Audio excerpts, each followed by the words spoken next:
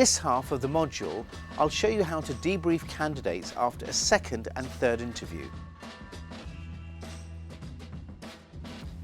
After a second interview, you need to go back through the same debriefing questions. Things like, how comfortable were you in the interview?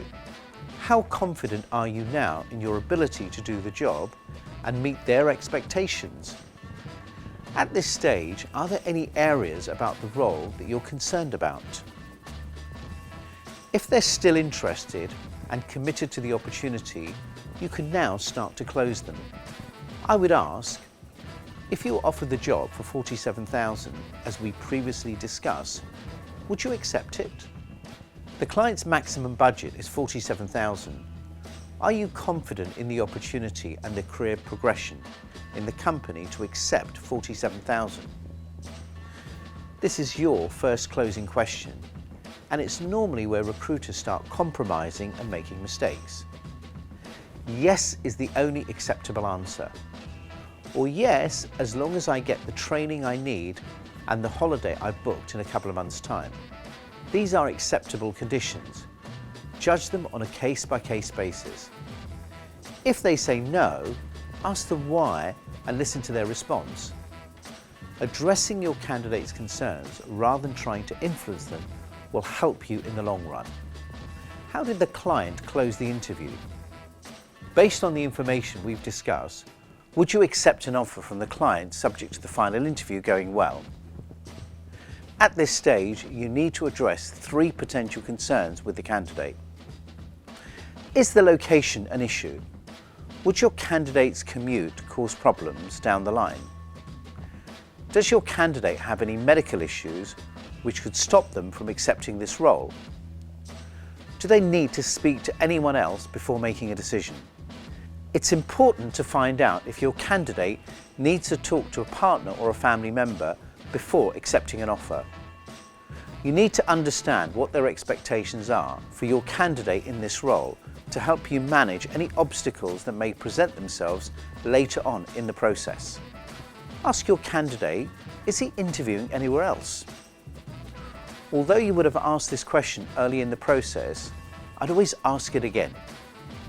Most candidates won't tell you about other roles before the first interview. You're more likely to get an honest answer now because it's a potential issue. They could also be in touch with other recruiters who have arranged interviews for them, so it's important to find out if they're progressing with other roles. If they're interviewing elsewhere, I would ask, how does this role compare to other roles you're looking at? If you are given equal offers from each opportunity you're considering, which one would you take? It's up to you to make a judgment call on how committed they are to your role. I would always take candidates out of the process if they're leaning towards another opportunity after the second interview. Don't be afraid to take the role away from them. Tell them this is one of your key clients and that you're committed to finding them the right candidate. If your candidate wants the role, you need to confirm their start date, their notice period, and whether they have any holiday left that could reduce their notice period. This is a great opportunity to get the candidate committed to this opportunity. If you're convinced that they're committed to the role and that you're moving them forward to the final interview, remember to brief them and the client as thoroughly as you brief them for interviews 1 and 2. I can't stress how important it is to revisit Module 6 before each stage of every interview. After the third interview, I would repeat the question process again, such as, how did the interview go and how long were you there for?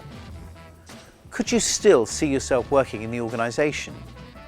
How confident are you now in your ability to do the job and meet their expectations? If the candidate is still committed to the role, you need to confirm and close them on the package they're willing to accept.